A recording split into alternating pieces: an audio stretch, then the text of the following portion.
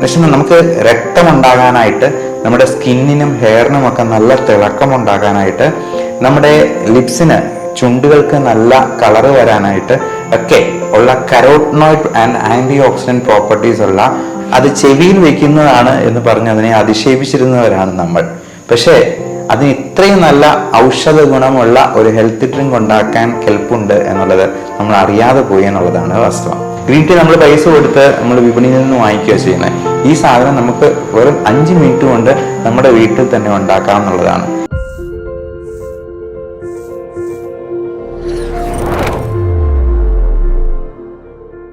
Green ടീയുടെ ബെനിഫിറ്റ്സിനെ കുറിച്ച് നമുക്ക് എല്ലാവർക്കും അറിവുള്ളതാണ്.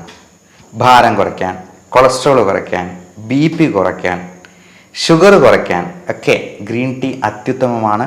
വളരെയധികം ആൻറ്റി ഓക്സിഡൻറ്റ് പ്രോപ്പർട്ടീസ് ഉള്ളതാണ്.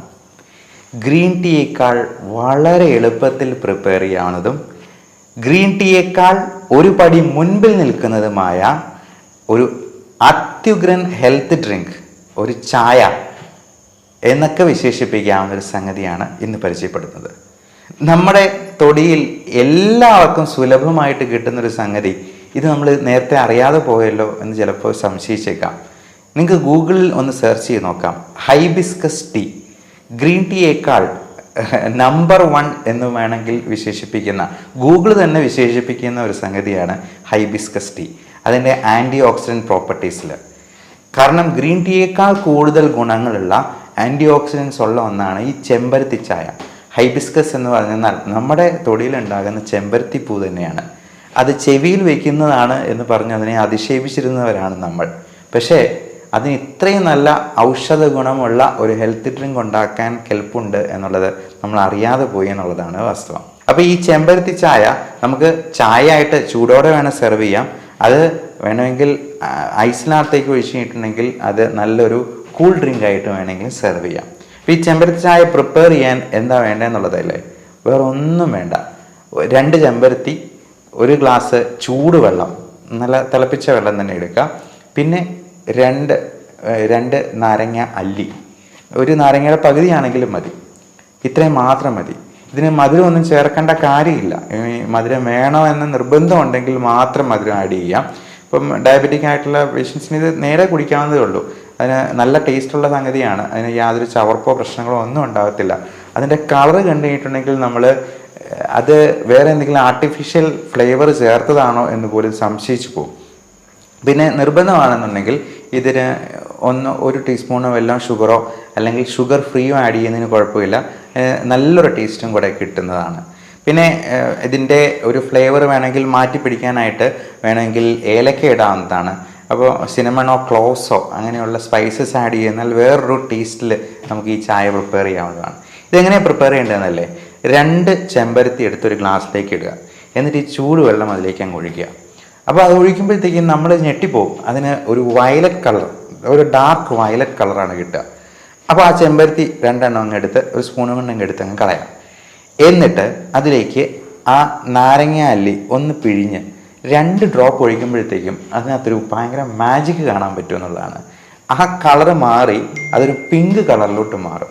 എന്നുവെച്ചാൽ നമുക്ക് രക്തമുണ്ടാകാനായിട്ട്, നമ്മുടെ സ്കിന്നിനും ഹെയറിനും ഒക്കെ നല്ല തിളക്കമുണ്ടാകാനായിട്ട്, നമ്മുടെ ലിപ്സിന് ചുണ്ടുകൾക്ക് നല്ല കളറ് വരാനായിട്ട് ഒക്കെ ഉള്ള carotenoid and anti oxidant properties ഉള്ള ഒരു സാധനമാണ് ഈ ചെമ്പരത്തി ചായ. ഇപ്പോൾ വൈറ്റമിൻ സിയും അതിനകത്ത് അടങ്ങിയിട്ടുണ്ട്. നമ്മൾ നാരങ്ങ നീര് ഒഴിക്കുമ്പോഴത്തേക്കും വൈറ്റമിൻ സി ആണ് കിട്ടുന്നത്. ഇത് വളരെ പവർഫുൾ ആയിട്ടുള്ള ആൻറ്റി ഓക്സിഡൻ്റ് ആണ്. ഗൂഗിളിൽ നിങ്ങൾ സെർച്ച് ചെയ്ത് നോക്കുക, ഈ ഗ്രീൻ ടീ ആണോ ഹൈബിസ്കസ് ടീ ആണോ കൂടുതൽ നല്ലതെന്ന്. ഗ്രീൻ ടീ നമ്മൾ പൈസ കൊടുത്ത് നമ്മൾ വിപണിയിൽ നിന്ന് വാങ്ങിക്കുക ചെയ്യുന്നത്. ഈ സാധനം നമുക്ക് വെറും 5 മിനിറ്റ് കൊണ്ട് നമ്മുടെ വീട്ടിൽ തന്നെ ഉണ്ടാക്കാമെന്നുള്ളതാണ്. എല്ലാവരും ഒന്ന് ട്രൈ ചെയ്ത് നോക്കുക. അപ്പോൾ ഇത് തണുപ്പിക്കണമെന്നുണ്ടെങ്കിൽ വേണമെങ്കിൽ ഫ്രിഡ്ജിൽ വെച്ചിട്ട് തണുപ്പിക്കുകയോ, അല്ലെന്നുണ്ടെങ്കിൽ ഈ ചൂടൊന്ന് ആറിക്കഴിയുമ്പോഴത്തേക്കും 3-4 ഐസ് ക്യൂബ്സിൻ്റെ ഉള്ളിലോട്ട് അതങ്ങ് ഒഴിച്ച് കഴിഞ്ഞിട്ടുണ്ടെങ്കിൽ അത് നല്ല കൂൾ ഡ്രിങ്ക് ആയിട്ട് നമുക്ക് കുടിക്കാവുന്നതുമാണ്. അപ്പോൾ ഈ 2 തരത്തിലും നമുക്കിത് ഉപയോഗപ്പെടുത്താം. ഇന്ന് തന്നെ ഒന്ന് ട്രൈ ചെയ്ത് നോക്കുക. കൊള്ളാമോ ഇല്ലയോ എന്നുള്ളത് താഴെ കമൻ്റായിട്ട് രേഖപ്പെടുത്തുക കേട്ടോ. ഇത് കുടിക്കാൻ പാടില്ലാത്ത കുറച്ച് ആൾക്കാരുണ്ട്. പ്രത്യേകിച്ചും പ്രഗ്നൻ്റ് ആയിട്ടുള്ള ആളുകൾക്ക്, കൊച്ചു കുട്ടികൾക്ക് ഇതൊന്നും കൊടുക്കുന്നത് നല്ലതല്ല. അതുപോലെ മെൻസ്ട്രേറ്റിംഗ് ആയിട്ടുള്ള ബ്ലീഡിങ് ഉള്ളവർക്കൊക്കെ ഇത് കൊടുത്തു കഴിഞ്ഞിട്ടുണ്ടെങ്കിൽ ചിലപ്പോൾ ബ്ലീഡിങ് ആയിട്ട് കൂടുതലായിട്ടുണ്ടാകാൻ സാധ്യതയുണ്ട്. അല്ലാതെ ഏതൊരാൾക്കും ഇത് വളരെ നല്ല രീതിയിൽ തന്നെ ഉപയോഗപ്പെടുത്താവുന്നതാണ്. പിന്നെ അമൃതായെന്നാലും അധികമായെന്നാലും വിഷമാണ് എന്നുള്ളത് നമുക്ക് അറിയാം. അപ്പോൾ ഈ ഹൈപ്പസ്കിസ്റ്ററി ആണെങ്കിലും 1-2 എണ്ണം ദിവസം കഴിച്ചാൽ മതി. ഒത്തിരി കഴിക്കുന്നത് വേറെ എന്തെങ്കിലും ഗ്യാസ്ട്രൈറ്റിസോ പ്രശ്നങ്ങളോ ഒന്നും ഉണ്ടാകാതിരിക്കാനായിട്ട് നമ്മൾ കോഷ്യസ് ആയിട്ട് തന്നെ ഉപയോഗിക്കുക എന്നുള്ളത് മാത്രമേ ഉള്ളൂ. എല്ലാവരും ഇന്ന് തന്നെ മസ്റ്റായിട്ട് ട്രൈ ചെയ്യുക. അപ്പോൾ ഇങ്ങനെയുള്ള നമ്മുടെ തൊടിയിലുള്ള അവൈലബിൾ ആൻറ്റി ഓക്സിഡൻസും നമ്മുടെ സപ്ലിമെൻറ്റ്സും ഒക്കെ ഉപയോഗിച്ചിട്ട് നമുക്ക് നമ്മുടെ ലൈഫ് സ്റ്റൈൽ മോഡിഫിക്കേഷനിൽ പരമാവധി നോക്കിയിട്ടും നമ്മുടെ അസുഖങ്ങൾ മാറുന്നില്ല എങ്കിൽ മാത്രം നിങ്ങളുടെ ഡോക്ടറെ സമീപിച്ച് അതിന് വേണ്ട ട്രീറ്റ്മെൻറ്റ്, ഏറ്റവും കറക്റ്റായിട്ടുള്ള ട്രീറ്റ്മെൻറ്റ് എടുക്കുക. പലപ്പോഴും ലൈഫ് സ്റ്റൈൽ മോഡിഫിക്കേഷനിൽ തന്നെ നമുക്ക് പല അസുഖങ്ങളും പ്രിവെൻറ്റ് ചെയ്യാനായിട്ട് പറ്റും.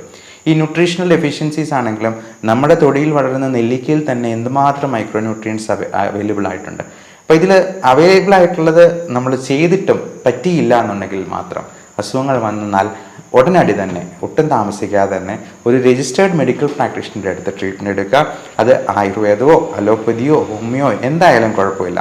അപ്പോൾ അത് നമ്മളെക്കാൾ വിദ്യാഭ്യാസം കുറഞ്ഞ ഒരാളുടെ അടുത്ത് പോയി ചികിത്സ തേടാതിരിക്കുക എന്ന് മാത്രമേ അതിനകത്ത് ഓർമ്മിപ്പിക്കാനുള്ളൂ. അതുപോലത്തെ ബുദ്ധിശൂന്യത നമ്മൾ കാണിക്കാതിരിക്കുക. എല്ലാവർക്കും നല്ല ആരോഗ്യം ആശംസിക്കുന്നു. Thank you.